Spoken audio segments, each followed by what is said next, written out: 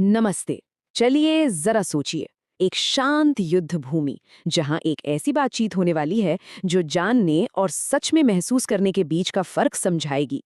बस यही है ज्ञान विज्ञान योग की यात्रा, और आज हम इसमें साथ मिलकर उतरेंगे। और जानते हैं ये सब शुरू कहाँ से होता है? एक बहुत ही सीधे लेकिन बहुत ही गहरे सवाल से। योद्धा अर्जुन अपने गुरु श्री कृष्ण से पूछते हैं, हे प्रभु, मैं आपको पूरी तरह इन योर टोटलिटी कैसे जान सकता हूँ? और बस यही सवाल इस पूरी बातचीत की नींव है। और इसी सवाल के जवाब में छिपा है इस अध्याय का नाम, ज्ञान विज्ञान योग। इसका मतलब क्या है? मतलब सिर्फ जानना, बुक नॉलेज, वो काफी नहीं है। असली समझ तो तब आती है जब वो ज्ञान आपका एक्सपीरियंस बन जाए, जब आप उसे फील कर सकें। तो अब अर्जुन ने सवाल तो पूछ लिया, अब जवाब सुनिए। कृष्ण सबसे पहले ये बताते हैं कि भगवान कोई बहुत दूर आसमान में बैठी हुई शक्ति नहीं है। अरे नहीं, वो तो हमारे आसपास हर चीज के एसेंस में, कण कण में मौजूद हैं। और इसे समझाने के लिए कृष्ण कितने खूबसूरत एग्जाम्पल्स देते हैं। वो कहते हैं कि मैं पानी का स्वाद हूं। जरा सोचकर देखिए, अगली बार जब आप पानी पिए ना, तो बस उस टेस्ट पर ध्यान देना। वो जो सिंपल सा स्वाद है, वही तो डिविनिटी है, सबसे बेसिक, सबसे जरूरी। और बात सिर्फ पानी के स्वाद पर ही खत्म नहीं होती। वो आगे कहते हैं, मैं सूरज और चांद की चमक हूं। मतलब वो रोशनी जो हमें दिन में मिलती है, जो रात को मिलती है, वो सब उसी डिवाइन एनर्जी का रिफ्लेक्शन है। और सिर्फ नेचर ही नहीं, कृष्ण कहते हैं कि वो सीक्रेट साउंड्स में भी हैं।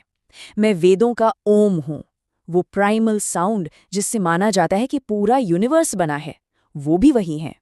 और फिर आग का एग्जाम्पल, मैं आग की शक्ति हूं। सोचिए, फायर में जो एनर्जी है, जो हीट है, जो ट्रांसफॉर्म करने की पावर है, वो भी भगवान का ही एक रूप है। बेसिकली हर तरह की एनर्जी में डिविनिटी है। अच्छा, तो यहाँ एक नेचुरल क्वेश्चन दिमाग में आता है ना? कि भाई अगर भगवान पानी के टेस्ट में है, सूरज की रोशनी में है, मतलब हर जगह हैं, तो फिर हम में से ज्यादातर लोगों को वो दिखते क्यों नहीं? हम उन्हें फील क्यों नहीं कर पाते? और इस सवाल का जवाब सिर्फ एक शब्द में है, माया। ये एक, कह सकते हैं, एक मैजिकल पजल है। एक पर्दा, एक इल्यूजन का पर्दा जो हमारी आंखों के सामने पड़ा है और हमें वो सच देखने ही नहीं देता जो बिल्कुल हमारे सामने है।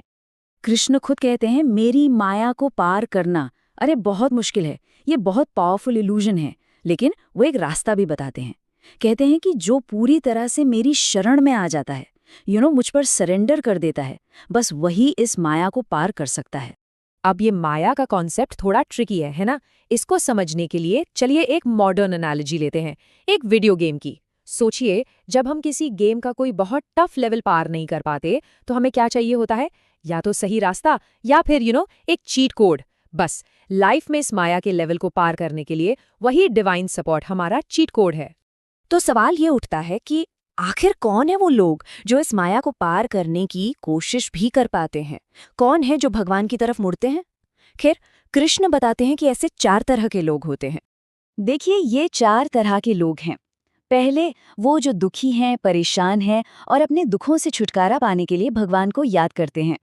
दूसरे, वो जिन्हें कुछ चाहिए, धन दौलत सक्सेस। तीसरे हैं जिज्ञासु, अ सीकर, जिनके मन में सवाल हैं, जो सच जानना चाहते हैं।